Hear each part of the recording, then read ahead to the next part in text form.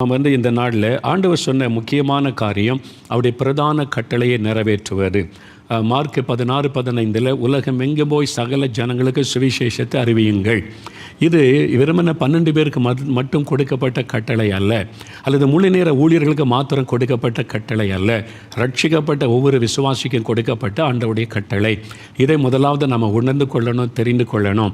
நாம் என்ன நினைக்கிறோம், அப்படி அதெல்லாம் பாஸ்டருக்கு, அதெல்லாம் ஊழியக்காரங்களுக்கு, நமக்கு இல்லை என்பதாய் நினைக்கிறோம். ரட்சிக்கப்பட்ட ஒவ்வொருவருக்குமே ஒரு பெரிய கடமை, பொறுப்பு இருக்கிறது. இந்த ரட்சிப்பின் செய்தியை மற்றவர்களுக்கு சொல்ல வேண்டும் என்று. நல்ல கவனிங்க, நான் கடந்த வாரம் முழுவதும் இது என்ன சொல்லணும் என்பதற்காய் தியானித்து ஆயத்தப்பட்ட போது சாத்தானுடைய பலத்தை, எதிர்ப்பை நான் சந்திக்க முடிந்தது. இந்த செய்தி நான் சொல்லக்கூடாது என்பதில் பிசாசு கவனமாக இருக்கிறான். இதில் மக்களுக்குள்ளே விழிப்புணர்வு வந்துடக்கூடாது, சபை விழிப்புணர்வு அடைஞ்சிடக்கூடாது, வெறுமனே ஜோம் பண்ணிக்கிட்டு உள்ளே உட்கார்ந்துருக்கட்டும்னு நினைக்கிறான். ஆனால் ரொம்ப முக்கியமான விஷயம் இது. எழுப்புதல் பரவணும், எழுப்புதல் தேசமெல்லாம் பரவி செல்லணும், ஆத்துமாக்கள் கூட்டமாக ரட்சிக்கப்படணுமானா இது ரொம்ப முக்கியமான விஷயம். அதனால் இதை உங்களுக்கு சொல்லுவதை கூட சாத்தான் விரும்பவில்லை. அதனால் பலத்த விதமாக எனக்கு விரோதமாக எதிர்க்கிறதையும் தாக்குவதையும் நான் உணர முடிந்தது. அவனுடைய கிரியைகளை நான் எதிர்த்து ஜெபித்து தான் இந்த செய்தி உங்களுக்கு கொண்டு வருகிறேன்.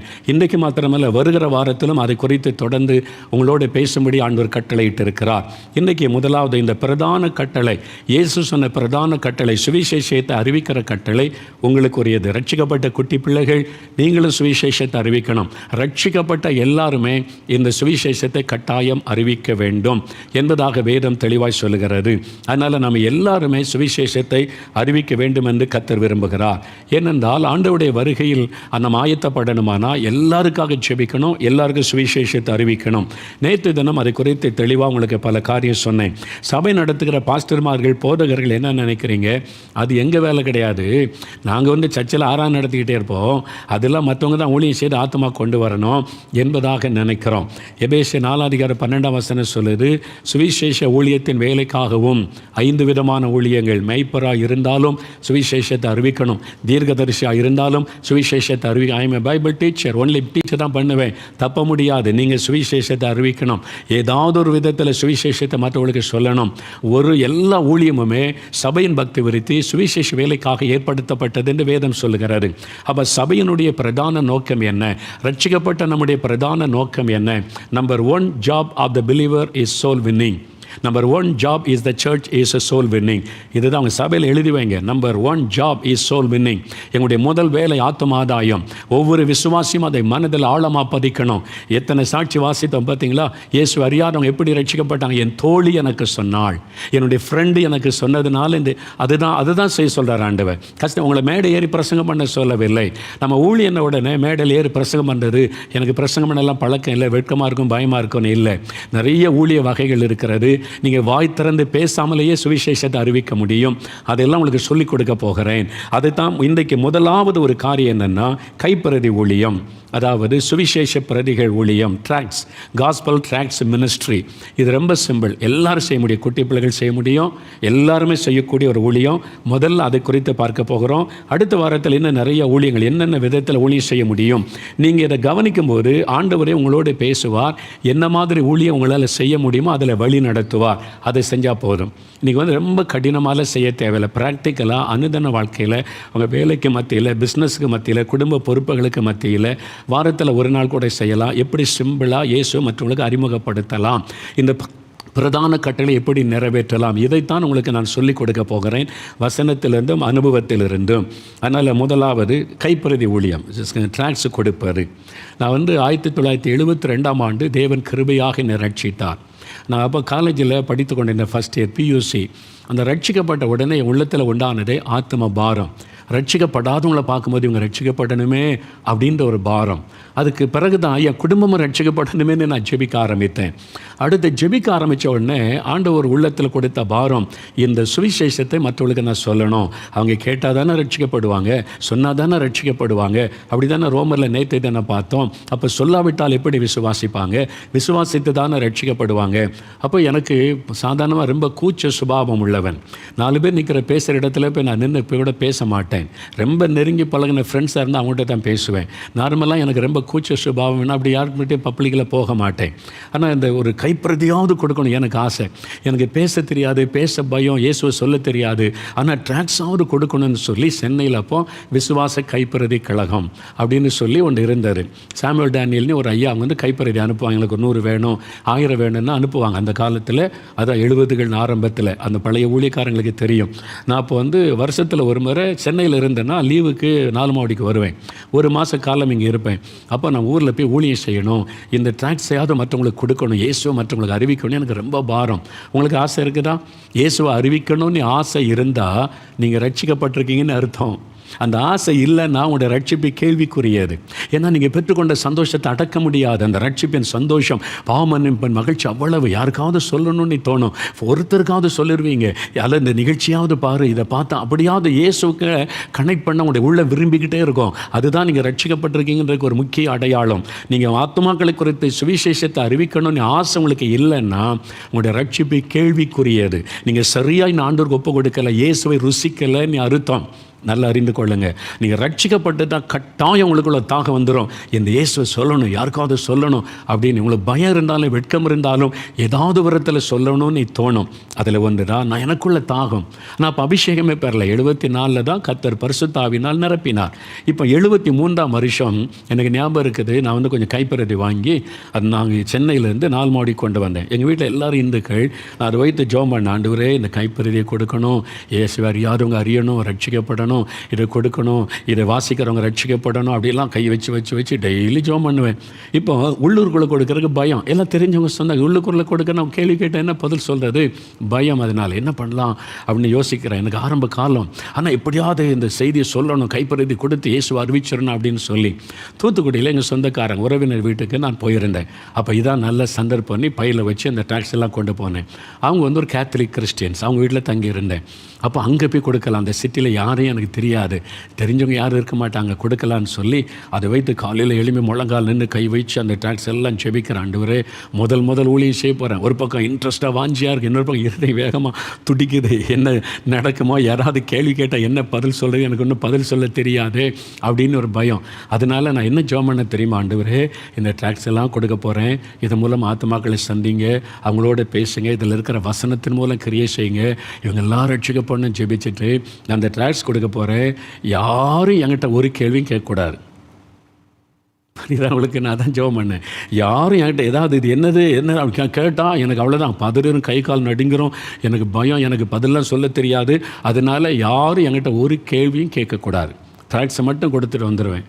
அதான் என்னுடைய ஜெபம். ஆண்டவர் அந்த ஜெபத்தை கேட்டார். இப்போ அப்படி இல்லை. இப்போ வந்து பேசின சுலபமாக சொல்லி அதான் ஃபஸ்ட்டு ஸ்டெப்.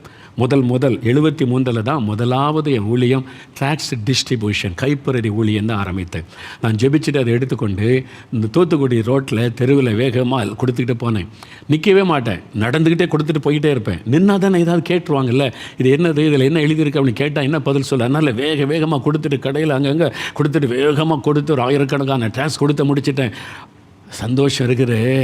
எவ்வளோ பெரிய சந்தோஷம் தெரியுமா? நீங்கள் செய்து பாருங்கள். அப்போது எனக்கு அப்படிலாம் பேச பழக்கம் இல்லை தான். ஆனால் நான் ஆரம்பித்தேன், நான் எப்படியாவது இயேசு சொல்லணும். அப்புறம் வந்து ஆண்டவரை இவ்வளோ ட்ராக்ஸ் கொடுக்க உதவி செய்தீங்க, அவங்களோடலாம் நீங்கள் பேசுங்க, அந்த ஆத்மாலாம் ரட்சிக்கப்படணும்னு நினச்சோம். அதான் என்னுடைய ஃபஸ்ட்டு மினிஸ்ட்ரி. நான் வந்து கைப்பிரதி ஊழியம். சாம் ஜபத்துரான்னு உங்களுக்கு தெரியும்ல, அந்தனுள்ளப்போ சாம் ஜபத்துரான்னு அவங்க என்ன ஊழியம் முதலாவது செய்கிறாங்க தெரியுமா? அவங்க வந்து இன்கம் டேக்ஸில் பெரிய ஆஃபீஸராக வேலை செய்கிறாங்க, சென்னை இன்கம் டேக்ஸ் ஆஃபீஸில். ஆனால் அவங்க தினம் காலையில் எழும்பி டியூட்டிக்கு போகிறதுக்கு முன்னால் அவங்க வந்து ட்ராக்ஸ் வாங்கி வச்சுருப்பாங்களா, அதை வச்சு ஜெபம் பண்ணி கோடம்பாக்கம் ஸ்டேஷன் ரயில்வே ஸ்டேஷனுக்கு போவாங்களாம். போய் எலக்ட்ரிக் ட்ரெயினுக்கு காத்திருப்பாங்களே, ஜெபம் பண்ணி வேகமாக டக்குன்னு கைப்பிரதி கொடுப்பாங்களா. அப்படியே ஒரு அரை மணி நேரம் நிறைய அந்த ட்ரெயினில் போகும்போது வாசிப்பாங்களே, உள்ள உட்காந்துட்டு எல்லாம் கொடுத்துட்டு சில சமயம் நின்று ஒரு வாசலில் கொடுத்துட்டு அடுத்த வாசலில் இறங்கிடுவாங்களாம். அதான் ஃபஸ்ட்டு மினிஸ்ட்ரி. எல்லாரும் ஊழி செய்தவங்க தெருவில் நின்று இயேசுவை மற்றவங்க அறிந்து கொள்ளணும் கைப்பிரதி கொடுத்தது. நீங்கள் செய்ய முடியும், குட்டி பிள்ளைகள் செய்ய முடியும். நிறைய தேவையில்லை, ஒரு 100 ட்ராக்ஸ் வாங்க, அதை வச்சு ஜெபம் பண்ணுங்கள். ஒரு வாரத்துக்கு 100. ஆண்டவரே இந்த வாரத்தில் 100 பேருக்கு நான் உண்மை பற்றி சொல்லணும், எனக்கு பேசி பழக்கல, பயமாக இருக்குது, வெக்கமாக இருக்குது, நான் ட்ராக்ஸ் மட்டும் கொடுப்பேன், எனக்கு உதவி செய்யுங்க, ஜெபிச்சு. குட்டி பிள்ளைகள் கூட செய்யலாம். நீங்கள் உங்களால் முடியும். சரியா? ஒரு பேங்கில் மேனேஜராகி பணி செய்கிற சகோதரர் உண்டு. நேசரத் அவங்களுக்கு பாளையங்கோட்டையில் பேங்கில் மேனேஜராக இருந்தாங்க. ஒரு நாள் எங்கள் ஆஃபீஸுக்கு வந்தாங்க. என்ன பிரதர்னு கேட்டேன். டேக்ஸ் வாங்க வந்தேன் அப்படின்னு சொன்னாங்க. நாங்கள் நிறைய டேக்ஸ் அச்சடித்து ஒரு மாதம் குறைந்தது 3 லட்சம் அச்சடிக்கிறோம். யார் கேட்டாலும் ஃப்ரீயாக கொடுக்குறோம். எப்படியாவது சுவிசேஷம் அவருடைய பிரதான கட்டளை நிறைவேற்ற தான் இந்த ஊழியம். அதுக்கு தான் நிறையா நாங்கள் செலவு செய்கிறோம் சுவிசேஷத்துக்காக. வாங்கிட்டு போனாங்க. அவங்க எப்படி என்ன செய்வீங்கன்னு கேட்டேன். சொன்னாங்க, பிறகு நான் நேசரத்துலேருந்து ட்ரெயினில் போவேன் பாளையங்கோட்டைக்கு. நான் காலையில் எழும்பி ஜெபிச்சுட்டு இந்த டேக்ஸை வச்சு ஜெபிச்சுட்டு வண்டியில் ஏறிடுவேன். அந்த முதல்ல உட்கார்ந்த உடனே ஜெபம் பண்ணிவிட்டு அந்த கம்பார்ட்மெண்ட்டில் இருக்கிற எல்லாருக்கும் அந்த டேக்ஸ் கொடுத்துருவேன். கொடுத்துட்டு அப்புறம் அமைதியாக உட்காந்துருப்பேன். சிலர் என்கிட்ட அந்த டேக்ஸை பற்றி என்கிட்ட விசாரிப்பாங்க. அவங்ககிட்ட உட்காந்து இயேசுவை பற்றி பேசுவேன். அவங்கெல்லாம் தொடப்பொண்ணு ரட்சிக்கொண்டு ஜெபிச்சுக்கிட்டே இருப்பேன். போகும்போதும் சாயங்காலம் வரும்போது இந்த ஊழியத்தை செய்கிறேன்னு சொன்னாங்க. இவ்வளோ பேங்க் மேனேஜருங்க, ஒரு பேங்குக்கே மேனேஜர். யாராவது கேள்வி கேட்பாங்களே, அவமானப்பட அப்படின்னு நினைக்கல. இயேசுவுக்காக எனக்காக ஜீவனை கொடுத்த ஆண்டவர், என் மேலே உள்ள அன்பினால் சிலுவையில் அவர் ரத்த சிந்த வெட்கப்பட்டாரா, சிலுவை சுமக்க வெட்கப்பட்டாரா? உங்களுக்காக எனக்காக அவமானப்படுத்தப்பட்ட போது அவர் வெட்கப்பட்டிருந்தால் நம்முடைய நிலைமை என்ன? இந்த இயேசுவை சொல்ல இன்றைக்கு நம்ம வெட்கப்படுகிறோமே. பாருங்கள், நம்ம அதை செய்யணும். ஒரு கம்யூனிஸ்ட்வாதி சொன்னாராம், இந்த கிறிஸ்தவர்கள் நம்புகிற அந்த கடவுள் அவருடைய காரியங்களை நான் நம்பினால், அப்படி பதில் சொன்னான். நான் நம்பலை, கடவுள் நம்பிக்கை எனக்கு கிடையாதுங்க, நான் பொது உடைமை கட்சிக்காரன். ஆனால் இந்த கிறிஸ்தவங்க சொல்லுகிற இயேசுவை நான் நம்பினால் இவங்கள மாதிரி இருக்க மாட்டேன், நான் முட்டு போட்டுக்கொண்டே வீடாக போய் இந்த இயேசுவை அறிவிப்பேன்னு சொன்னாராம்.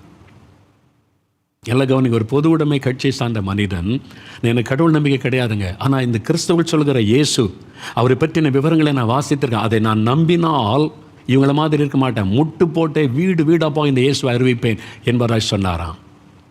நம்ம என்ன செய்கிறோம் யோசித்து பாருங்கள். இதை சொல்லுவதை சாத்தான் விரும்பலை. அதனால தான் இந்த செய்தியை நான் சொல்லக்கூடாது என்று போராடி கொண்டிருக்கிறான். கடந்த 1 வாரமாய் அந்த போராட்டத்தை நான் சந்திக்கிறேன். என்னை பலவீனப்படுத்தி முடக்கி விடும்படியாக நினைக்கிறான். நான் அவனுடைய கிரியைகளை எதிர்த்து ஜெபித்து தான் அவன் மத்தியில் வந்து நிற்கிறேன். ஏனென்றால் இது ரொம்ப முக்கியம். வரப்போகிற எழுப்புதலுக்கு, ஆண்டவருடைய 2ஆம் வருகைக்கு இயேசுடைய பிரதான கட்டளை ஒவ்வொருவரும் நிறைவேற்ற வேண்டும் என்று ஆண்டவர் எதிர்பார்க்கிறார். 1978 நாங்கள் இயேசுடைய ஜெபக்குள்ள ஆரம்பித்தோம். தினம் கூட இந்தியாவுக்காக ஜெபிப்போம். நல்ல கவனம், இந்தியாவுக்காக ஜெபிப்போம், எழுப்புதலுக்கு ஜெபிப்போம், எல்லா சபைகளுக்கு ஜெபிப்போம். பீகார், குஜராத், ராஜஸ்தான், மத்திய பிரதேசம், ஆண்டவரை எல்லா மக்களும் ரட்சிக்க பண்ணி ஜெபம் பண்ணோம். அப்புறம் எங்கள் மாவட்டத்தில் எல்லாரும் ரட்சிக்க பண்ண ஆண்டவரே. ஆண்டவர் சொன்னார், நீங்கள் ஜெபிக்கிறீங்க சரி, ஜெபம் அவசியம், நீங்கள் ஜெபித்தா மாத்திரம் போதுமா? இது பாதி வேலை தான் முடிஞ்சிருக்குது. அப்போ என்ன செய்யணும் ஆண்டவரே? நீங்கள் ஜெபிக்கிறீங்க, அந்த ஆத்மாக்கள் கண்ணீர் வடிக்கிறீங்க, பாரப்படுறீங்க. ஆனால் அவங்க ரட்சிக்கப்படணும்னா ரட்சிப்பின் செய்தி அவங்களுக்கு சொல்லப்படணும்ல. ரட்சிகர் அவங்களுக்கு சொல்லப்பட்டால் தானே ரட்சிக்கப்படுவாங்க. உங்களுடைய ஜெபத்தின் வல்லமை அப்போ தானே பார்க்க முடியும். அப்போ நீங்கள் அறிவிக்கணும், அதுவும் செஞ்சால் தான் இந்த ஜெபம் பூரணப்படும், இந்த ஊழியம். அப்படி அப்போ அதுக்கு என்ன செய்யணும்? சுவிசேஷத்தை அறிவிங்க. சரி ஆண்டவரேன்னு சொல்லி ஜெபிக்கிற எல்லாரும், நாங்கள் பெண்கள் பையங்க எல்லோரும் சேர்ந்து ஒவ்வொரு மாதத்தில் ஒரு நாள், ஒரு ஹோல் ஞாயிற்றுக்கிழமை காலையில் 7:30 மணிக்கு ட்ரெயினில் கிளம்புவோம். மதிய சாப்பாடு நாங்களே எடுத்துக்கொள்ளுவோம். கிராமம் திருப்பிரசங்கம் பண்ணுவோம். தெருவில் அதெல்லாம் வருகிற காலத்தில் திருப்பிரசங்கம் எப்படி பண்ணணும், எப்படி ஒரு கிராமத்தில் போய் சுவிசேஷத்தை அறிவிக்கணும், எல்லாம் வரும் நாட்களிலே உங்களுக்கு சொல்லி கொடுக்கப்படும். அப்போ அறிவிப்பேன். கிட்டத்தட்ட 10 வருஷம் நானே போனேன் நேரில். நான் கால்படாத கிராமமே கிடையாது. அந்த மாதிரி தெருவாக போய் சுவிசேஷ அறிவித்து கைப்பறுதிகள் கொடுத்து அதை வாஞ்சிக்கிற மக்களுக்கு இயேசு பற்றி அறிவித்து விட்டு நாங்கள் வருவோம். அது மாத்திரம் இல்லை, 1996 வருஷம் அதுக்கு முன்னால் நாங்கள் எங்கள் மாவட்டத்தில் செய்கிறோமா, சரி பீகாருக்கு குஜராத்துக்கு ரட்சிக்க பண்ணி ஜெபிக்கிறீங்களா, தூரமாக இருக்கிறவங்களை என்ன பண்ணுவீங்க?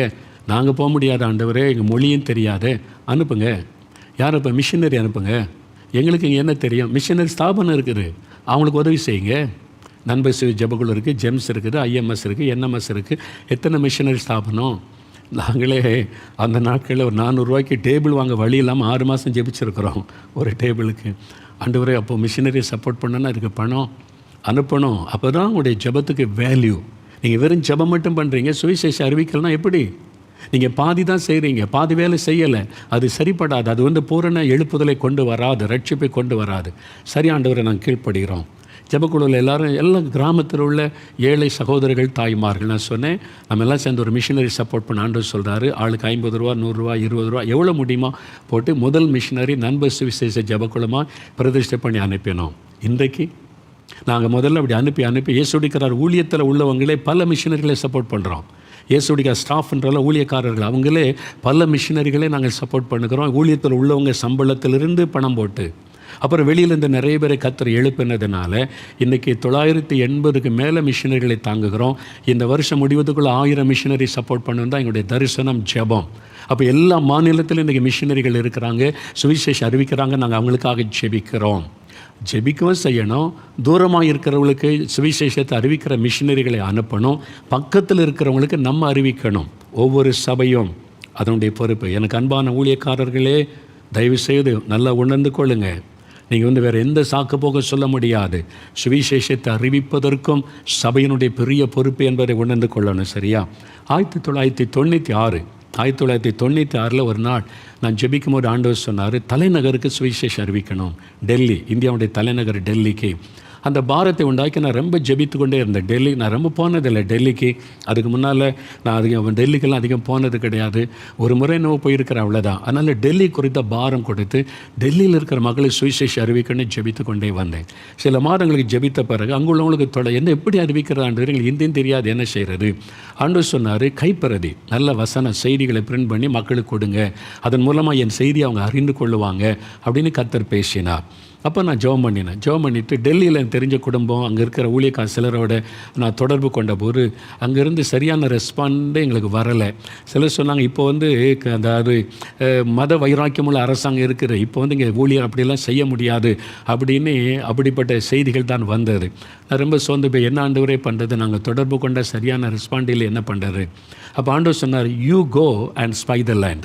நீ போய் தேசத்தை உழவு பார். அன்றைக்கி யோசுவாவை அனுப்பி நல்ல ஆட்களை அனுப்பி உழவு பார்க்க சொன்னால, யூ கோ, நீ போன்னு சொன்னார். சரின்னு சொன்னேன். நான் வரேன்னு சொல்லி நேரடியாக போனேன். நான் அங்கே போன போது என்னை சில இடத்துக்கு அழைச்சிட்டு போங்கன்னு சொன்னேன். அப்போ நான் ஜெபித்த போது அங்கே மிஷினரி ஸ்தாபனங்கள் பணி செய்கிறாங்க, நிறைய ஊழியங்களும் நடக்கிறாரு. நான் ஜெபிச்சு எங்கே தான் நிறைய மிஷினரி ஸ்தாபனங்கள் ஊழியம் செய்கிறாங்களே ஆண்டவர் சொன்னார், அவங்க ஸ்லம் ஏரியாவில், குடிசை பகுதியில், ஏழை மக்கள் மத்தியில் நிறைய ஊழியம் நடக்கிறது அவங்களுக்கு சொல்லப்படுகிறது. நீங்கள் செய்ய வேண்டிய ஊழியம் அவங்களுக்கு இல்லை, அவங்களுக்கு சொல்லப்பட்டாகிவிட்டது. நீங்கள் செய்ய வேண்டிய ஊழியம் எஜுகேட்டட் பீப்புள், ரிச் பீப்புள், நல்ல படித்தவர்கள், கல்விமான்கள், பணக்காரங்க, அவங்ககிட்ட யாருமே போக மாட்டேங்கிறாங்க, சொல்ல மாட்டேங்கிறாங்க. அவங்களுக்கு என் செய்தியை சொல்லணும்னு கர்த்தர் பேசினார். இது என்னடாது, இதானே ஈஸி. சரி, அதுக்கு குடிசைவாழ் மக்கள், சாதாரண தெருவத்தவங்க ஈஸி சுவிசேஷம் அறிவிக்க. அவங்கள இப்போ எங்கள் பங்களாவில் இருக்கிறவங்களையும் படித்த அதிகாரிகளை எப்படி சந்திக்கிறாரு. நான் ஜெபம் பண்ண இன்னும் அதிகமாக என்ன ஆண்டவரே நீங்கள் சொல்கிறீங்க. அப்போ ஆண்டவர் ஒரு வாக்கு கொடுத்தார், அவர்களிலே எனக்கு ஆத்துமாக்கள் உண்டு. அதனால் அவங்கள ஃபோக்கஸ் பண்ணி ஜெபம் பண்ணி கர்த்தர் அழகாக கைட் பண்ணினார். அப்போ நாங்கள் ஜெபம் பண்ணி அப்போ கைப்பிரதிகள் அச்சடித்தோம். பலவிதமான கைப்பிரதிகள் அச்சடிக்கப்பட்டது. ஹிந்தியில் மொழி, ஆங்கிலத்திலும் ஹிந்தி மொழியிலும் 10 லட்சம் கைப்பிரதிகள் அச்சடித்தோம். ஆண்டவர் சொன்னார், டெல்லியில் அப்போ 1 கோடி மக்கள் தொகை இருந்தது. அப்போ 96 அதில் 10% பேருக்காக அறிவிக்கணும்னு 10 லட்சம் பேருக்கு சுவிசேஷம் அறிவிக்கிற திட்டத்தை தேவன் கொடுத்தார். 10 லட்சம் கைப்பிரதி அச்சடித்தோம். அப்போ 96 ஹிந்தியில், இங்கிலீஷில் அது மொழிபெயர்த்து அச்சடிக்கல படாத பாடுபட்டோம். இப்போ இருக்கிற மாதிரி அப்போ எங்களுக்கு பழக்கம் கிடையாது. அவ்வளோ 10 லட்சம் கைப்பிரதி டெல்லிக்கு கொண்டு வரணும். யோசிச்சு பாருங்கள், தமிழ்நாட்டில் பிரிண்ட் பண்ணி என்ன செய்வது. 45 பேர் செலக்ட் பண்ணப்பட்டு ஜெம்ஸ் ஊழியத்தில் அகஸ்டின் அண்ணனோடு பேசினேன். எங்களுக்கு ஹிந்தி தெரியாதுன்னு இது மாதிரி கர்த்தர் சொல்லியிருக்க அவங்களுடைய மிஷினரிகளை வேணும்னு கேட்டபோது ஜெம்ஸ்லேருந்து 25 மிஷினரிகள் வந்தாங்க. அவங்களுக்கு ஹிந்தி தெரியும்ல. மீதி தமிழ்நாட்டிலேருந்து இயேசு எடுக்கிற டீம் போயிருந்தோம், 45 பேர். அப்போது நாங்கள் ஒரு கல்யாண மண்டபத்தில் தான் ட்ராக்ஸ் எல்லாம் குமிக்கப்பட்டு ஜெபிக்கிறோம், உபவாசம் பண்ணி ஜெபம் பண்ணிக்கிறோம். அப்போ அவங்கள லோக்கல் பாஸ்டர்மார்கள், தமிழ் பாஸ்டர்மார்களை சந்தித்து கேட்ட, இப்படி ஒரு ஊழியருக்கு எங்களோட இணைந்து செயல்பட வாங்க, எங்களுக்கு சிலருக்கெல்லாம் ஹிந்தி தெரியாத ஹெல்ப் பண்ணுங்கள். அவங்க நிறைய பேர் சொல்லிட்டாங்க, நீங்கள் மாட்டிக்க போகிறீங்க, எங்கள் அரசாங்கமே எகென்ஸ்டாக இருக்குது, இங்கே செய்ய முடியாது, நிறைய பிரச்சனை தான் வரும், அதனால் முடியாது பயந்தே பலர் வரல. ஆனால் ஒரு 2-3 பாஸ்டர்மார்கள் சபை நடத்த நாங்கள் வர்றோம் பிரதர்னு வந்தாங்க, உற்சாகமாக வந்தாங்க. நாங்கள்லாம் சேர்ந்து காஸ்பல் பாக்கெட் என்று தயார் பண்ணோம். எப்படி ஊழியன்னா ட்ராக்ஸ், விதவிதமான ட்ராக்ஸ் அச்சடித்தோம். அந்த ட்ராக்ஸில் ஒரு ஃபோன் நம்பர் கொடுத்தோம். இந்த இயேசுவை பற்றி அறிந்து கொள்ள ஜெப உதவிக்கு இந்த ஃபோன் நம்பருக்கு தொடர்பு கொள்ளுங்க அப்படின்னு லோக்கல் அட்ரஸும் கொடுத்துருந்தோம். அவ்வளோதான். அப்புறம் எம்பிக்கள், அதாவது பொலிட்டிஷியன்ஸ், அவங்கள சந்திக்கணும் ஆண்டவர் கொடுத்து காஸ்பல் பேக்கெட்ஸ் என்று அழகாக பிளாஸ்டிக்கில் நாங்கள் வந்து பாக்கெட் தயார் பண்ணோம். அதில் வந்து ஒரு காஸ்பல் இருக்கும், ட்ராக்ஸ் எல்லாம் இருக்கும், அவங்களுக்கு ஏற்றது. அதனால் எங்கெங்கே எம்பிக்கள் இருக்கிறவங்க வீடுகள் அதுக்கு பண்ணுறோம். மினிஸ்டர்ஸ், மந்திரிமார்கள் அவங்க எங்கெல்லாம் இருக்கான்னு கண்டுபிடி அதுக்கு ஒரு டீம் ரெடி பண்ணோம். ஒரு 4-5 பேர், அவங்களுடைய ட்ரெஸ் வித்தியாசம், அவங்களுக்கு கோட்டு ஷூட்டெல்லாம் போட்டு டிப்டாப்பாக பண்ணால் தானே மினிஸ்டர் வீட்டுக்குள்ளே போக முடியும். அதனால் அதுக்கேற்ற மாதிரி ஒரு 4-5 பேரை டீம் ரெடி பண்ணோம், ஹிந்தி தெரிஞ்சவங்களை. அதுக்காக பிரத்யேகமாக ஜெபம் பண்ணி எல்லாருக்கும் சுவிசேஷம் சொல்லிடணும், மினிஸ்டர்ஸுக்கு சொல்லணும்னு சொல்லி இதை ஏற்பாடு பண்ணோம். உங்களுக்கு தெரியுமா, அப்போ வந்து பிஜேபி ஆட்சி நடக்கிறது. மினிஸ்டர்ஸ், பிஜேபி மினிஸ்டர்ஸ் வீட்டில் போய் அவங்க ஆஃபீஸ்குள்ளே போய் கொடுக்கும்போது என்னது இயேசுவை பற்றி பிரபுகா வச்சனோன்னு எழுந்து நின்று 2 கரம் நீட்டி வாங்கினாங்க. எங்களுக்கு சாட்சி ரொம்ப, ஒருவரும் வேண்டான்னு சொல்லலை, வெளியே போங்கடா மதமாற்ற வந்தீங்களான்னு எந்த பொலிட்டீஷியனும் சொல்லலை. எம்பிக்கள் எல்லா வீடுகளுக்கும் நாங்கள் போனோம், எல்லா கட்சி எம்பிக்களையும் சந்தித்தோம். அந்த டீம் போய் சந்தித்தாங்க, ஸ்பெஷல் பேக்கெட் கொடுத்தாங்க. பிஜேபி எம்பிக்கள் அவங்கள கூப்பிட்டு நல்ல சேவை பண்ணுறீங்கன்னு உட்கார வச்சு பிஸ்கெட்டு காஃபிலாம் கொடுத்து எனக்காக பிரார்த்தனை பண்ணுங்கன்னு ஜெபம் பண்ணி அனுப்பி வச்சாங்க. தெரியுமா அவங்களுக்கு, நம்ம வந்து நிறைய தப்பானதை கேள்விப்பட்டு தப்பாகவே யோசித்து கொண்டு இருக்கிறோம். அப்படி கிடையாது. உண்மையில் அதில் நிறையா ஆண்டவரை நேசிக்கிறவங்களும் தேவனுக்கு பயமுள்ளவங்க நிறைய, மத தீவிரவாதிகள் கொஞ்சம் பேர் தாங்க, மற்றவங்க தெய்வ பயமுள்ளவங்க நிறையா இருக்கிறாங்க. ஒரு சமயம் ஆந்திராவுக்கு நான் ஊழித்து போயிருந்தேன். பொதுவான இடத்துல மீட்டிங், வாரங்களில் பப்ளிக் மீட்டிங் தௌசண்ட்ஸில் கூடி இருக்கிறாங்க. அந்த பகுதியில் உள்ள பிஜேபி லீடர், அவர் தான் பிஜேபி லீடர், அவர் வந்திருந்தார், எம்எல்ஏ, அவர் கூப்பிட்டுருந்தோம் நாங்கள். அப்படி எனக்கு கொஞ்சம் பயந்தான். அப்போ அவர் என்ன சொன்னார் தெரியுமா, அவர் பேச விட்டாங்க. 5 நிமிஷம் சொன்னார், the man of God brought the message from the Lord to our city. என்னை அறிமுகப்படுத்தும் சொன்னார். ஒரு தேவ மனுஷன் தேவனுடைய வார்த்தையை நம்முடைய பட்டணத்துக்கு கொண்டு வந்திருக்கிறார், அவரை வரவேற்கிறேன்னு சொன்னார். பிஜேபியில் உள்ள லீடருங்க, அவங்களுக்கெல்லாம் கடவுள் பயம் உண்டு. அறிந்து கொள்ளுங்க, ஒரு சின்ன குரூப்பு தான் மத தீவிரவாதமே தவிர மற்றவங்க எல்லாம் கடவுள் மேலே அன்புள்ளவங்க, எல்லாத்தையும் அவங்க அறிந்து கொள்ள விரும்புகிறவங்க. நாங்கள் அதை டெல்லியில் பார்த்த ஒரு இடத்துல கூட எந்த பிஜேபி எம்பியோ மினிஸ்டர்ஸை வெளியே போங்கன்னு சொல்லலை, மரியாதையோடு ஏற்றுக்கொண்டாங்க. கடவுளுடைய வசனமானு 2 கரம் நீட்டி வாங்கி ஏற்றுக்கொண்டாங்க. திரும்ப 96 நாங்கள் இதை பார்த்தோம். அப்போ ஊழியம் செய்ய ஆரம்பித்த போது நல்லா கவனிங்க, முதல் நாள் 4 மணிக்கு நாங்கள் வந்து ஒரு 3:45, அதாவது 3 மணிக்கு தான் ட்ராக்ஸ் கொடுக்க ஆரம்பிக்கிறார். ஒரு நாள் சாயங்காலம் ட்ராக்ஸ் எல்லாம் வந்து பேக்கெட் பண்ணி ஜெபிச்சு 3 மணிக்கு தான் கைப்பிரதி கொடுக்க ஆரம்பித்தோம். 3:45 3:35 ஈவினிங் அதிலிருந்து ஃபோன் வர ஆரம்பித்தது. நான் உங்களுக்கு சொல்கிறேன், நாங்கள் போய் 2 வாரம் நாங்கள் ஊழியம் செய்த நவம்பர் 12 25 தேதி வரை 96 3:45 ஃபோன் வர ஆரம்பித்தது. இந்த இயேசுவை பற்றி சொல்லுங்கள், இந்த இயேசுவை பற்றி சொல்லுங்கள், அவர் எனக்கா இதெல்லாம் நான் வாசித்தேன், எனக்கு தெரியாதேன்னு கேட்க ஆரம்பித்தாங்க. 24 hours, இரவும் பகலும், விடியற்காலம் 3 மணிக்கு ஃபோன், 2 மணிக்கு ஃபோன், இந்த இயேசுவை பற்றி சொல்லுங்கள், நான் அந்த மாதிரி பிரச்சனை இருக்கேன், தற்கொலை பண்ணலான்னு நினைக்கிறேன், இந்த இயேசு என்ன சொல்கிறாரு சொல்லுங்கள். நீ இரவும் பகலும் நாங்கள் ஃபோனில் ஆள் வச்சோம். 96 ஜனங்க ஆயிரமாக இயேசுவை பற்றி அறிந்து கொள்ள விரும்பினாங்க. அந்த மாதிரி ஊழியம் செய்தோம். அந்த இடத்துல போய் பாராளுமன்ற உறுப்பினர் எல்லாருக்கும் கொடுத்தோம். நாங்கள் வந்து பெரிய பணக்காரங்க, பெரிய பங்களா, வீட்டை விட்டு அப்படி வரோம், பயந்துக்கிட்டே போய் அப்படி கொடுப்போம். என்னது பிரபுகா வஜன் அப்படின்னு வாங்கி கண்ணில் ஒத்திக்குவாங்க. அப்படி ஒத்திக்கிட்டு யாரும் கீழே போடலை, அதெல்லாம் வீட்டுக்கு உள்ளே கொண்டு வச்சுட்டு அப்புறம் வெளியே போகிறார். தெரியுமா அவங்களுக்கு எவ்வளவு பக்தி உள்ள மக்கள் நிறைந்த தேசம், ஆண்டவரை அறிந்து கொள்ள விரும்புகிற தேசம். கிறிஸ்தவர்களாகிய நீங்களும் நானும் பெரிய பாவம் செய்து கொண்டு இருக்கிறோம். இந்த மக்களுக்கு அறிவிக்காவிட்டால் அது பாவம் தானே? சொல்லிப்பா யோசித்து பாருங்கள். நான் என் மனைவியும் போயிருந்தேன், எங்களுக்கு ஹிந்தி தெரியாது. நான் என் மனைவியும் போயிருந்தேன். நாங்களும் பையில் டாக்ஸ்லாம் எடுத்துக்கிட்டு நாங்கள் கேட்டால் எங்கள் அங்கே தனபால்ராஜின்னு ஒரு பிரதர் இருக்காங்க, இயேசுடைய ஊழியத்துக்கு பொறுப்பா. அவருடைய மனைவி 2 பேர் குடும்பமாக நல்ல ஊழியத்தில் உதவி செய்கிறவங்க. நான் சொன்னேன், பிரதர் நான் தனியாலாம் போனால் மாட்டிக்குவேன், ஹிந்தி பேச தெரியாது, நீங்கள் என் கூட வரணும், நான் டாக்ஸ் கொடுப்பேன்னு. அப்போ என் மனைவிக்கு அவங்க மனைவி துணை, அந்த சகோதரர் எனக்கு துணை, நாங்கள் ஊழியம் செய்ய போனோம். என்ன சொல்லுது பிரதர், யாராவது என்னதுன்னு கேட்டால் என்ன சொல்லு, பிரபுகா வஜன் சொல்லுங்கள், அதை பிரபு தேவனுடைய வசனம்னு சொல்லுங்கள் போதும்னாங்க. அவ்வளோதான், எனக்கு அது ஒன்று தான் தெரியும். ஹிந்தியில் 96 போகும்போது இதை கேட்பாங்க, கியா அப்படின்வாங்க, பிரபுகா வஜன்னு 2 கை நீட்டி வாங்குவாங்கங்க. நான் பார்த்துட்டு உடஞ்சி போயிட்டேன். எவ்வளோ ஜனங்க பக்தி உள்ள என் இந்திய மக்கள் யாரும் ரிஜெக்ட் பண்ணலங்க. 2 கரை நீட்டி வாங்கி அப்படியே முத்தம் கொடுக்குற, ஒத்திக்கிட்டு பையில் வைக்கிறாங்க, அப்படியே வாசிக்கிறாங்க ஹிந்தி ட்ராக்ஸு. நான் போய் சொல்லலைங்க, இதை 96 நாங்கள் நேரில் பார்த்தது. நிறைய அற்புதங்களே நாங்கள் பார்த்தோம். என்ன தெரியுமா, செங்கோட்டைன்னு ஒரு இடத்துல கொடியேற்றுவாங்கல்ல சுதந்திர தினத்துக்கெல்லாம், நிறைய டூரிஸ்டெல்லாம் வருவாங்க. நம்ம டீமிலேருந்து 2 பேர் அங்கே போய் டாக்ஸ் கொடுத்தாங்க. ஹிந்தி நம்ம பிஜம்ஸ்லேருந்து 2 மிஷினரி போய் டாக்ஸ் கொடுத்தாங்களா. சிலர் வாங்கினாங்க, சிலர் வேண்டான்ட்டு போனாங்க. 2மே இருக்கும். நம்ம 2 எதிர்பார்த்து தான் ஊழியம் செய்யணும். எல்லாருமே வாங்கிக்கிடுவான்னு நினைக்கக்கூடாது. சிலர் நோன்னிடுவாங்க, சிலர் வேண்டாம், சிலர் திட்டிட்டு போவாங்க. அது ஆசீர்வாதம். வந்துட்டானுங்க எனக்கு மத மாத்திரைன்னு சொல்லுவாங்க. நம்ம மத மாத்திரை இல்லை, ரட்சிப்பை சொல்கிறோம், அவ்வளோதான். அது திட்டையும் வாங்கிக்கொள்ளணும் சந்தோஷமாக. சரியா? ரெண்டுக்கும் நம்ம மனசு ஆயத்தமாக இருக்கணும். முதல்ல பயமாக இருக்கும், செய்ய ஆரம்பிச்சிட்டேன்னு வைங்களேன், அவங்க திட்டுனா நமக்கு சந்தோஷமாக இருக்கும்.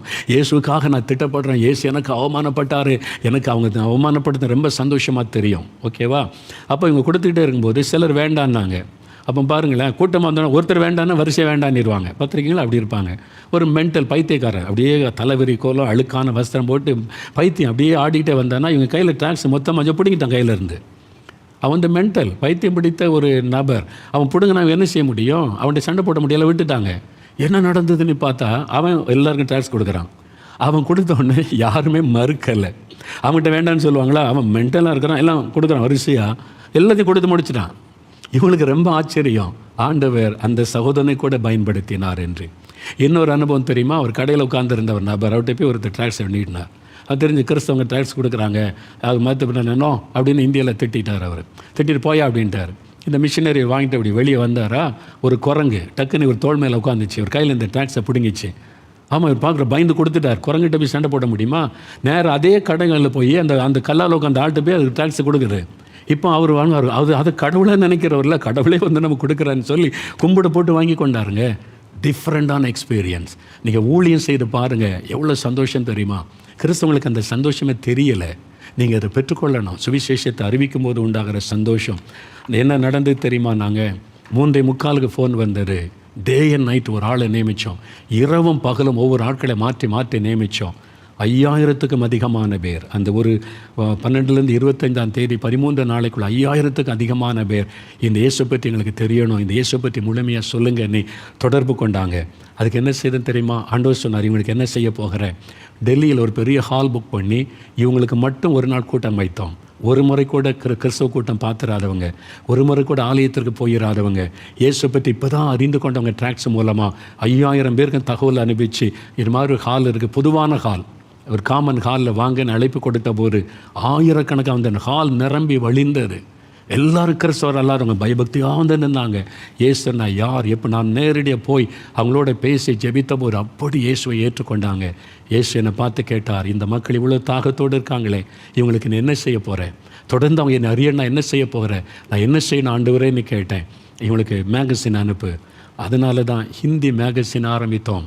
இயேசுடைய பத்திரிகை அது வரைக்கும் இந்தியில் கிடையாது. ஆண்டவர் சொன்னதுனால இந்த ஆத்துமாக்களுக்காக 5000 பேர் தாகத்தோடு வந்து நிற்கிறாங்க. இயேசு அறிந்து கொள்ள அவங்களுக்கு எல்லாருக்கும் ஹிந்தி மேகசின் அனுப்ப ஆரம்பித்தோம். இன்றைக்கி பல ஆயிரம் ஆத்துமாக்கள் அந்த சுவிசேஷத்தினால் ஆசீர்வதிக்கப்பட்ட ஹிந்தி மேகசின் இயேசுடைய பத்திரிகை செல்லுகிறது. நிறைய பேர் அதனால் ஜெபிக்க லெட்டர் எழுதுவாங்க ஹிந்தியில். அவங்களுக்கு பதில் எழுதுவதற்கு ஹிந்தி தெரிஞ்சவங்களை வச்சோம். இந்த மாதிரி ஊழியங்கள் நடைபெற்றது. அல்லேலூயா. ஆண்டவர் நமக்கு முன்னால் இவ்வளோ பெரிய வாய்ப்பை கொடுத்திருக்கிறார். நம்ம தான் வந்து இன்னும் பயன்படுத்தாமல் இருக்கிறோம். எங்கோ ஒரு இடத்துல யாரோ ஒருத்தன் திட்டினா ஒருத்தன் அடித்தான உடனே ஊழியமே செய்ய முடியாது, சுவிசேஷமே அறிவிக்க முடியாது, பொய்யான செய்தியை சாத்தான் பரப்புகிறான். சில ஊழியர்கள் அதை நம்பி அதை பெருசுப்படுத்தி ஊழியமே செய்யாமல் விசுவாசிகளை முடக்கி வைத்திருக்கிறீங்க. நீங்களும் செய்யலை, விசுவாசிகளை செய்ய விடலைன்னா அது எவ்வளோ பெரிய கோபாக்கினை உங்கள் மேலே கொண்டு வரேன்னு யோசிங்க. விசுவாசிகளை உற்சாகப்படுத்துங்க, செய்ய வைங்க. நான் எங்கே சுவிசேஷ ஊழிய தெருப்பிரசங்கத்தை கற்றுக்கொண்டேன் தெரியுமா? நான் அபிஷேகம் பெற்றது 1974ஆம் வருஷம் பிளஸ்ஸோவில் அபிஷேகம் பெற்றுக்கொண்டேன். அப்போ மதுரையில் இருந்தேன். மதுரையில் நரிமேடில் அசம்பிளிஸ் ஆஃப் காட் சபையில் பாஸ்டர் ஸ்டீஃபன் ஒரு ஐயா இருந்தாங்க. அசம்பிளிஸ் ஆஃப் காட் சபை பாஸ்டர் ஸ்டீஃபன் ஐயா. அவங்க நிறைய வாலிபர்கள் இருந்தோம். காலையில் சர்வீஸ் அது முடியும், 12 மணிக்கு முடியும், சாயங்காலம் 2 மணிக்கு எல்லாம் வந்துடணும்னு சொல்லுவாங்க. வாலிபர்கள் வந்துடணும்னு ஓடி போய் சாப்பிட்டு ஓடி வருவோம். 2 மணிக்கெல்லாம் வந்து கூட்டிடுவோம். வாலிபர்கள் 100 பேர் 2 டீமாக பிரித்து டாக்ஸ் எல்லாம் கொடுத்து நீங்கள் எந்த பக்கம் ஊழி செய்யுங்க, நீங்கள் எந்த பக்கம் ஊழி செய்யுங்க, தெரு பிரசங்கம். எங்களை அப்போ தான் நான் பண்ணதில் முதல்ல பார்த்தேன் எப்படி பிரசங்கம் பண்ணுறாங்க, எப்படி சுவிசேஷம் அறிவிக்கிறாங்க. நான் நிறைய கற்றுக்கொண்டேன்.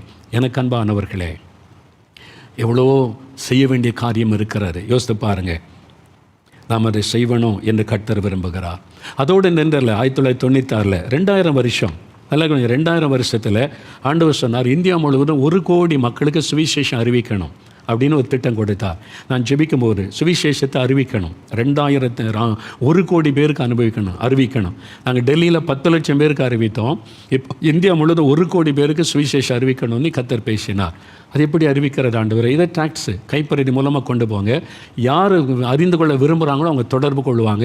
அவங்களுக்கு தொடர்ந்து நீங்கள் சுவிசேஷத்தை சொல்லலான்னு திட்டம். அதனால் அந்த டைமில் நாங்கள் என்ன பண்ண தெரியுமா, எந்தெந்த இடம்னு ஜெபம் பண்ணி கர்த்தருடைய நடத்துதல் படி செலக்ட் பண்ணோம். சென்னை, பெங்களூர், மும்பை, ராஞ்சி, கொல்கத்தா, இந்த பட்டணங்கள் கர்த்தர் தெரிந்து கொண்டு காமிச்ச பட்டணங்கள். அப்போ அதுக்காக கைப்பிரதிகள் பார்த்திங்கன்னா ஆங்கிலம், கன்னடம், அப்புறம் ஹிந்தி, அப்புறம் கொல்கத்தாவில் வங்காள மொழி, அதில் எல்லாம் ட்ராக்ஸுகளை மொழிபெயர்த்து ட்ராக்ஸை பிரிண்ட் பண்ணினோம். அதில் நாங்கள் கைப்பிரதிகள் 28 லட்சம் கைப்பிரதிகள் அச்சடித்தோம். 28 லட்சம் கைப்பிரதிகள் எல்லா லாங்குவேஜில் அச்சடித்து ஒரு டீம் அதுக்காக ஆயத்தப்படுத்தி ஜெபம் பண்ணி நாங்கள் போன ஒவ்வொரு பட்டணமாய் போய் அங்குள்ள மக்களுக்கு இந்த கைப்பிரதி மூலமாக சுவிசேஷத்தை நாங்கள் அறிவித்தோம். அதில் பாருங்கள், ஒரு ட்ராக்ஸை வீட்டு கொண்டு போவாங்க. ஒரு 3 பேர் வாசித்தாலே எத்தனை பேர்? 1 கோடிக்கு மேலே சுவிசேஷம் அறிவித்தோம். இந்த ட்ராக்ஸ் எவ்வளோ வல்லமுள்ள தெரியுமா? ஒரு மாடல் ட்ராக்ஸ். இப்போ நாங்கள் இயேசுவுக்கு உள்ள இந்த மரணத்திற்கு பின், நண்பனே உன்னை குறித்து பாரமுள்ள ஒருவர் சுகமாக வேண்டும் என்று விரும்புகிறாயா, உங்களுக்கு சமாதானம். இப்போ சிறு பிள்ளைகளுக்கான ட்ராக்ஸ் அச்சடித்திருக்கிறோம். வருதுன்னு சில்ட்ரன்ஸ் ட்ராக்ஸ் சிறு பிள்ளைகள் செய்ய. அப்புறம் இது மாதிரி காரியங்கள் இப்போ நான் உங்களுக்கு சொல்கிறேன். இப்போ இதை சொல்லி முடித்த பிறகு அப்போ அது மாத்திரம் இல்லை, அந்த டைமில் நாங்கள் தமிழ்நாட்டில் 1000 கிராமங்களுக்கு செலக்ட் பண்ணி ட்ராக்ஸ் கொடுக்குற ஊழியம் செய்கிறோம். தமிழ்நாட்டில் 1000 கிராமங்களுக்கு. அது மாத்திரம் இல்லை, இங்கேருந்து பிரிண்ட் பண்ணி இலங்கை, கனடா, சுவிட்சர்லாந்து தேசத்துக்கு லட்சக்கணக்கான கைப்பிரதி அனுப்பி இருக்கிறோம். கனடா டொரண்டோவுக்கு, இலங்கை தேசத்திற்கு, சுவிட்சர்லாந்துக்கு, அமெரிக்காவுக்கு நாங்கள் எங்கேருந்து ட்ராக்ஸ் ஆங்கிலத்தில் பிரிண்ட் பண்ணி அனுப்பி இருக்கிறோம். சுவிசேஷத்தை உலகெல்லாம் நீங்கள் கொண்டு செல்லணும். நால்மாவடியிலேருந்து கர்த்தருடைய கட்டளை அது நிறைவேறிற்று. லட்சக்கணக்காக செடித்து அனுப்ப கர்த்தர் உதவி செய்திருக்கிறார் இந்த கைப்பிரதி ஊழியத்தின் மூலமாக. நிறைய காரியங்கள், ரொம்ப சந்தோஷம். இன்றைக்கு நாம் இதனுடைய தொடர்ச்சி அடுத்த வாரம் உங்களோட பேசுவேன். அப்போ நீங்கள் இன்னும் தெளிவாக அறிந்து கொண்டு ஊழியம் செய்ய முடியும். சரியா? இதன் மூலம் நிறைய ஆத்மாக்கள் ரட்சிக்கப்பட்டாங்க. என்னங்க பலன் அப்படின்னு நினைக்கிறீங்களா? நான் சொல்கிறேன். விழுப்புரம் மாவட்டத்தில் 4 தாலுக்காக்கள் முழுவதும் கைப்பிரதி ஊழியம் செய்தோம். டாக்ஸ் கொடுக்கறது டீம் இங்கே தேசுடிக்கிற காஸ்பிள் டீமை அனுப்பி கொடுத்தோம். இதில் சந்திக்கப்பட்ட ஆத்மாக்களில் 3 கிராமங்களில் புது சபைகள் உருவாக்கப்பட்டு ஆலயம் கட்டப்பட்டு இருக்கிறது.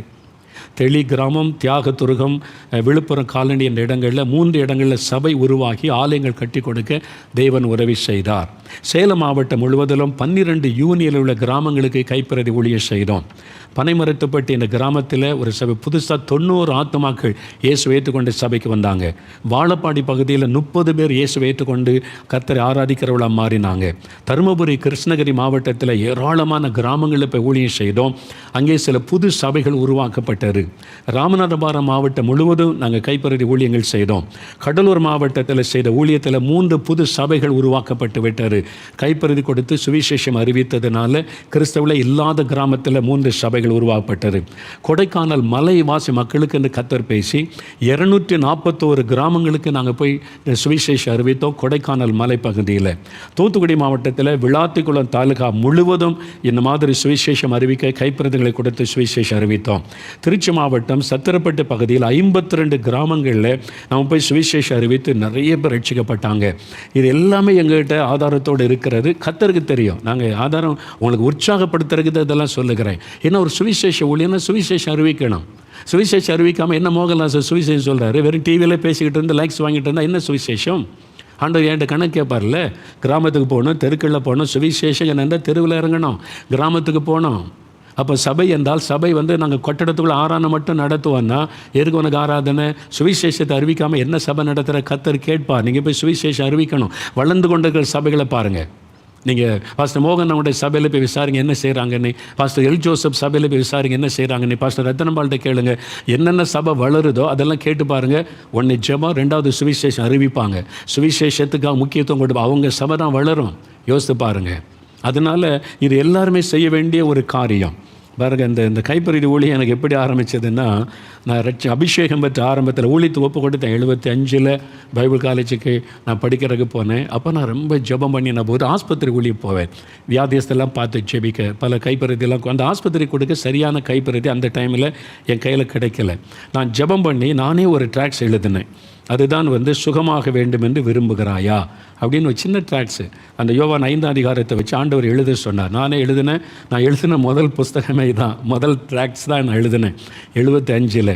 சுகமாக வேண்டும் என்று விரும்புகிறாயா. ஆஸ்பத்திரியில் ஊழியத்துக்கு நான் போகிறதுனால அங்குள்ள மக்களுக்கு கொடுக்கணும் நீ. அப்போ எழுதிட்டு அப்போ என்ன பிரிண்டிங் மிஷின் அந்த ப்ரெஸ் எல்லாம் பார்த்ததில்லை, அது எவ்வளோ செலவாகுன்னு தெரியாது. நான் ஒரு ப்ரெஸ்ஸில் போய் மெதுவாக விசாரித்தேன், ஐயா இது பிரிண்ட் பண்ணி கொடுக்கணும்னா எவ்வளோ ஆகும், அது இவ்வளோ அடிக்கணும்னா 100, அந்த காலம் 75 100 இருந்தால் சில ஆயிரங்கள் அச்சடித்து தருவான் நாங்கள். அப்போ 100 பெரிய விஷயம். நான் ஊழியத்துக்கு பைபிள் காலேஜுக்கு ஃபீஸ் கட்டுறதுக்கே 20 ரூபா கட்டுறதுக்கே மாதம் ஜெபிச்சுக்கிட்டு இருப்பேன். 100 நான் இங்கே போகிறது ஜெபம் பண்ண, ஆண்டவரே 100 கொடுங்க, டேக்ஸ் அடிக்கணும், 100 கொடுங்க, டேக்ஸ் அடிக்கணும். அதான் முதல்ல ஆண்டவர்கிட்ட கேட்டது. 100 கொடுங்க, டேக்ஸ் பிரிண்ட் பண்ணணும், 100 கொடுங்க, டேக்ஸ் பிரிண்ட் பண்ணி ஜெபம் பண்ணேன். ஒரு நாள் அம்பத்தூரில் இருக்கிற ஒரு ஃபேமிலி, தெரிஞ்ச குடும்பம், நான் பாடி சர்ச்சில் இருந்ததுனால அம்பத்தூர் பாஸ்டேட், அதில் உள்ள சில குடும்பம்லாம் தெரியும். சர்ச்சில் அவங்கள பார்க்க போயிருந்தபோது அவங்கள பார்த்து பேசிட்டு ஜெபம் பண்ணி முடித்தோம். அந்த ஐயா எனக்கு காணி கொடுத்தாங்க 100 ரூபாய். அந்த காலத்தில் 100 ரூபாய் என்பது இந்த காலத்தில் எவ்வளோ மதிப்பு சொல்ல முடியாது. 50,000 ரூபா கொடுத்தது கணக்கு 100 ரூபா. அது நான் ஃபஸ்ட்டு டைம் 100 ரூபா காணிக்க. எனக்கு சந்தோஷம் என்னென்னா என் ஜெபம் கேட்கப்பட்டதுட்ட அதை வச்சு ஃபஸ்ட்டு நான் டேக்ஸ் பிரிண்ட் பண்ணேன். அந்த 100 ரூபாய் கொண்டு போய் கொடுத்து டேக்ஸ் பிரிண்ட் பண்ணி முதல் ஊழியத்தை நான் ஆரம்பித்தேன். அதாவது நான் ஊழியத்துக்கு ஒப்பு கொடுத்த உடனே அப்படி தான் ஆரம்பித்தார்.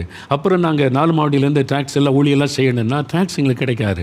அப்போ எங்கேருந்து வரும் தெரியுமா, சவுத் ஆஃப்ரிக்காவிலேருந்து டேக்ஸு. அந்த அட்ரஸை பார்த்து நான் எழுதினேன், சிலர் கொடுத்ததை வச்சு. அந்த விஜயனின் இருதயன் படங்கு போட்டு புக்கு வரும், டேக்ஸ் வரும் அங்கே பெட்டியாக. அதில் தாடின்லாம் ட்ராக்ஸ் இருக்குங்க, கண்டதான் எழுதியிருப்பாங்க. அதெல்லாம் ஒதுக்கிட்டு நம்ம மக்கள் புரிந்து கொள்கிற மாதிரி ட்ராக்ஸு. அப்போ அந்த ட்ராக்ஸ் எல்லாம் கொண்டு போய் கொடுப்பாரு. அப்புறம் அந்த கனடா டொரண்டோவிலேருந்து ட்ராக்ஸ் வரும், கனடா டொரண்டோவிலேருந்து தமிழ் ட்ராக்ஸ் வரும். அதில் பிரித்து எடுத்து நம்ம மக்களுக்கு புரியாததெல்லாம் ஒதுக்கிட்டு அந்த ட்ராக்ஸ் கொடுப்போம். அப்போ தான் நான் ஜெபிச்ச ஆண்டவர்கிட்ட, ஒரு கைப்பிரதிக்கு கூட நாங்கள் வெளிநாட்டுக்கு தான் எழுதணுமா ஆண்டவரே, எங்களை நீங்கள் ஆசீர்வதிக்க கூடாதா, எனக்கு ஒரு ப்ரெஸ் கொடுங்க, நான் பிரிண்ட் பண்ணி இலவசமாக எல்லாருக்கும் கைப்பிரதி கொடுத்து சுவிசேஷத்தை அறிவிப்பேன்னு ஜெபித்தேன். அந்த ஜெபம் நடந்து பல வருஷம் கழித்து ஆண்டவர் ஏஞ்சல் பிரிண்டர் சொந்த பிரிண்டரை கத்தர் தந்திருக்கிறார். இப்போ நம்ம கேம்பஸில் ஏஞ்சல் பிரிண்டர்ஸ் இருக்கிறாங்க, லட்சக்கணக்காக டேக்ஸ் பிரிண்ட் பண்ணுகிறோம். கத்தர் ஒன்றுமே இல்லாத காலத்தில் நான் ஜெபித்தேன். எதுக்கு? சுவிசேஷத்தை பிரபலப்படுத்துதான் என் ஆசை. சுவிசேஷத்தை எல்லாருக்கும் அறிவிக்க, பிரதான கட்டளை நிறைவேற்றணும்.